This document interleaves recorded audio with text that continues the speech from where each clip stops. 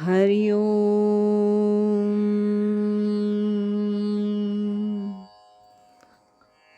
सार्थक वाटे झालिया वेचाचे, जीवनगाथा एका तपस्विनीची या शीर्षकांतर्गत पूजनीय स्वामीभक्त डॉक्टर सुषमाताई वाटवे यांच्या संकलित आत्मवृत्ताचं वाचन आपण ऐकत आहोत. आज ऐकूया यातील प्रकरण 5, सद्गुरू कृपेचा परिसस्पर्श, याचा भाग 53.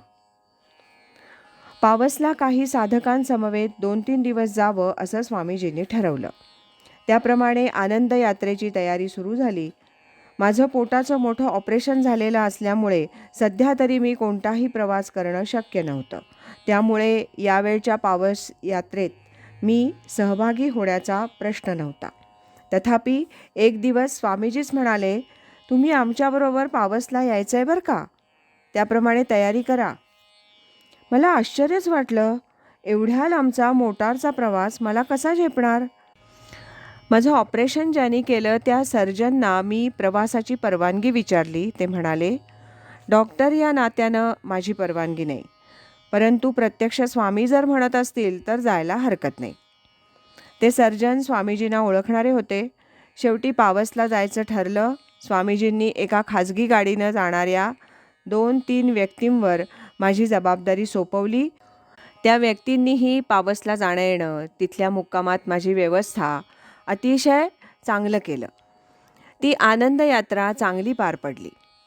आता लक्षात येतं की अशा प्रसंगातून सद्गुरू आपल्या शिष्याची गुरुनिष्ठा किती आहे याचा अंदाज घेत असतात. समर्थांनी कल्याण छाटी म्हटल्याबरोबर कल्याणांनी क्षणाचाही विचार न करता समर्थांची छाटी पकडण्यासाठी गडावरून उडी मारली.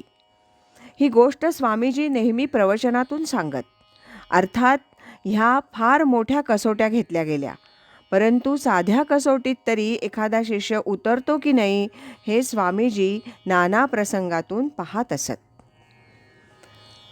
काही ठिकाणी प्रवचनाला जायला स्वामीजी मला सांगत. त्याप्रमाणे स्वामीजींची आज्ञा म्हणून मी निमंत्रणं ती स्वीकारत असे. तथापि प्रवचनाची बिदागी असं काही मी ठरवत नसे, कारण स्वामीजी स्वतः कधीही बिदागीची रक्कम निश्चित करून मग प्रवचनं स्वीकारणं असं करत नसत. कार्यक्रमाची मंडळी जे पाकीट देतील ते स्वीकारून त्याचा विनियोग कार्यासाठी करीत. त्यांचाच आदर्श प्रथमपासून माझ्यासमोर असल्यानं मी देखील मला प्रवचनाची बिदागी मिळाली की ते पाकीट स्वामीचरणी अर्पण करून मोकळी होत असे. एका वर्षी 20 दिवस सतत प्रवचनं केली. त्याची बिदागी शिवाय श्रोत्यांकडून उत्स्फूर्त मिळालेली रक्कम मी न मोजता तशीच स्वामीचरणी अर्पण केली. तसंच अनेक ठिकाणी माझी प्रवचनाची केंद्र सुरू झाली. तिथंही गुरुदक्षिणेची रक्कम जमा होत असे. ती देखील मी स्वामीचरणी अर्पण करीत असे. अशा प्रसंगी स्वामीजी कोणतीही प्रतिक्रिया व्यक्त करीत नसत. आता या घटनांचा विचार करता असं लक्षात येतं की साधकानं आपला अभ्यास साधना म्हणून प्रवचनं करायची असतात. पैसे मान कीर्ती मिळवण्यासाठी प्रवचनांचा उपयोग करायचा नसतो. त्याचबरोबर पैसे मिळतात म्हणून कुठेही जाऊन प्रवचनं करायची नाहीत. साधक एकदा द्रव्येषणा लोकेषणा यांच्या मागे लागला की त्याची साधना संपुष्टात येते. त्याचं आत्मदर्शनाचं ध्येय दृष्टीआड होतं. म्हणून साधकानं फार जपून राहिलं पाहिजे, अखंड सावध पाहिजे.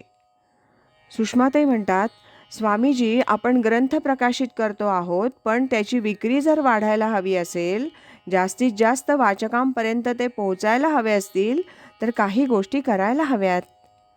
पहिली म्हणजे केंद्रांच्या वेळेला अनेक जुने नवे श्रोते येतात.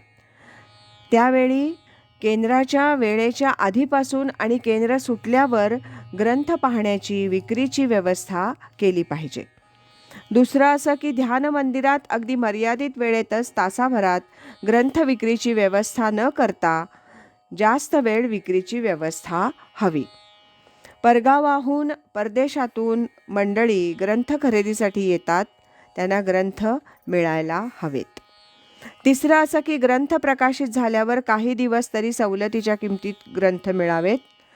चौथं असं की बाहेरच्या वाचक वर्गापर्यंत ते जावे यासाठी ग्रंथ विक्रेते, ग्रंथ प्रदर्शन यातून ग्रंथ विक्रीला ठेवावे. पाचवं असं की ग्रंथ विक्री करणाऱ्यानं कोणत्या ग्रंथात काय आहे याचा अल्प परिचय करून देऊन ग्रंथ खरेदीबाबत वाचकांना मार्गदर्शन करावं.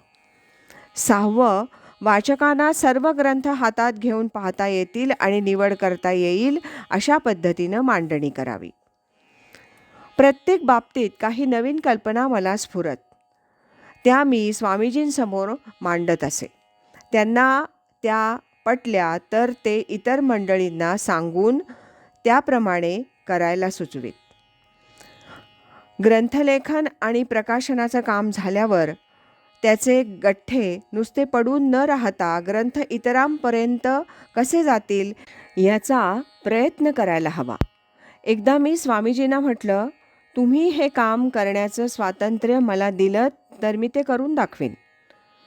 इथं काम करताना माझ्यावर मर्यादा पडतात. स्वामीजींच्या पश्चात ग्रंथलेखन, प्रकाशन आणि विक्री सर्वच गोष्टी मला स्वतंत्रपणे करता येऊ लागल्या. आज इथंच थांबूया. यानंतरचा 54वा भाग आपण उद्या ऐकूया. अखंड करी सोहम ध्यान, कृतार्थ जीवन होय त्याचे.